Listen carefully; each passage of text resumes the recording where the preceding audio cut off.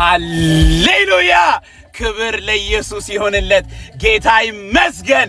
ነፍሴ በጣም ሐሴት ያደረገችበትና የተደሰተችበት የእግዚአብሔር ልጆች የሆንን እኛ የማናፍርበትና የማንሸማቀቅበትን ወንጌል ጌታ ለልጆቹ ስለሰጠን ይሄንን መልእክት ለፍጥረት ሁሉ እንድንናገር ጌታ ስለሰጠን እግዚአብሔር ይመስገን።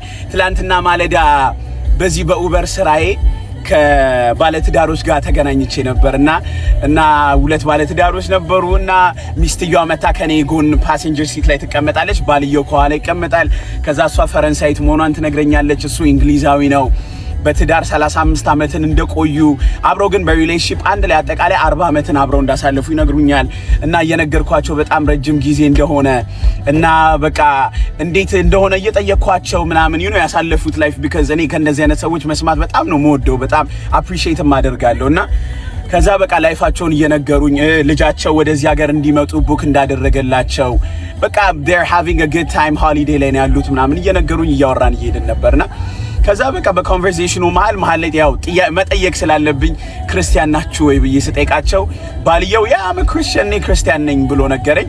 ከዛ ሚስትየዋ ግን አይ እኔ አምናረ ክርስቲያን አለች፣ ግን በአንድ ማምንበት ነገር አለ አለችኝ። እሺ በምንድን ነው የምታምኙ ብዬ ስጠይቃት እኔ በፍቅር አምናለሁ አለች። ኦኬ እንዴት ነው በፍቅር አምናለሁ ስትይ ስላት በቃ እኔ ልብ ውስጥም I have a love to share ሰዎች ልብ ውስጥም ደግሞ ይሄ ፍቅር አለ። ስለዚህ ዓለም ላይ ያለን ሰዎች ሁሉ ይሄንን ሼር ብንደራረቅ እንደዛ መኖር እንችላለን ምናምን አለችኝ። እና የፍልስፍና መጽሐፎች እንደምታነብ ነገረችኝ ምናምን። ከዛ የምታምንባቸውን እምነቶች እየነገረችኝ ደስ የሚል ሳይድ አለው። ግን ያው አንድ ነገር ነገርኳት። መጽሐፍ ቅዱስ ግን ሲናገር እግዚአብሔር ፍቅር ነው ይላል አልኳት። ስለዚህ ፍቅር ከሆነው እግዚአብሔር ካልተካፈልን ምን አይነት ፍቅር ነው ሼር ሊደራረግ የምንችለው? መጽሐፍ እንደሚነግረን እግዚአብሔር የፍጥረት ሁሉ አይደለ አባት ነው፣ የፍጥረት ሁሉ ፈጣሪ ነው አይደለ? እግዚአብሔር ለሁላችንም ፈጣሪ ነው። ግን አባትነቱ ወይ ደግሞ የእግዚአብሔር ልጅነትን ግን ለማግኘት ግን ከፈለገን ግን በክርስቶስ ኢየሱስ ማመን አለብን። then I tell her hey you have to believe in the death and resurrection of Jesus Christ to be the daughter of God. ስለዚህ ዛሬ ለኢየሱስ ህይወትሽን ብትሰጪ የእግዚአብሔር ልጅ ትባያለሽ። ይሄ ሁሉ ዘመን ረጅም ዘመን በምድር ላይ ኖራችኋል፣ ደግሞ ኢተርናል ላይፍ አለ ከፊት፣ የዘላለም ህይወት አለ። እሱን ደግሞ የምታገኙ በኢየሱስ በማመን ነው ብዬ እየነገርኳት ባለቤቷ ከኋላ ሰፖርት እያደረገ ዳስቹ እያለ እያወራን ከዛ በኋላ ጥያቄዎች ጠይቀኛለች፣ እንዴት ወደዚህ አይነት እምነት እንደመጣው። ከዛ በኋላ እኔም ነገርኳት ምን አይነት ዓለማዊ ህይወት ውስጥ እንደነበርኩኝ፣ ከዛ መጽሐፍ ቅዱስ ማንበብ እንደጀመርኩኝ ኤቭሪ የነበረውን ነገር ሁሉ አወራን።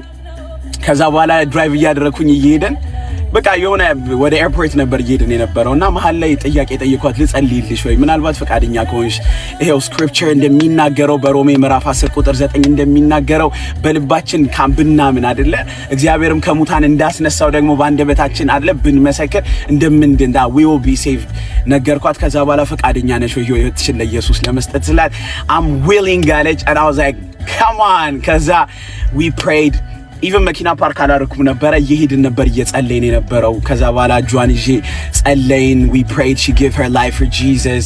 ከዛ በኋላ መጽሐፍ ቅዱስ ማንበብ እንዳለባት መጸለይ እንዳለባት ከባለቤቷ ጋር እንደዚህ አይነት ጊዜ እንዲያሳልፉ ተነጋገርን። ቤተክርስቲያን ባሉበት ቦታ ሄደው እንዲካፈሉ ከቅዱሳን ጋር ሁሉ ህብረት እንዲያደርጉ ተነጋግረን በእንደዛ ተለያየን ማለት ነው። እና ግን ከመለያየታችን በፊት አንድ ነገር ብለውኝ ነበር። ምን አሉኝ?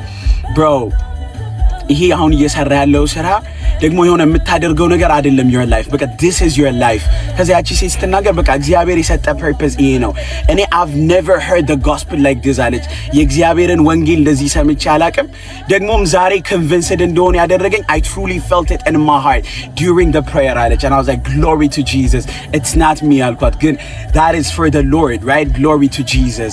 ከዛ በኋላ ግን ለኔ የነገረችኝን ነገር ታውቃላችሁ፣ እግዚአብሔር በዚህም በማንኛውም መንገድ ይናገራልና and I was like ጌታ ሆይ ተመስገን for this ብዬ በዛ ተለያየንና የእውነት ነፍሴ ሐሴት አደረገች። ትላንትና 4-5 ሰዎች ነበሩ ጌታን የተቀበሉት።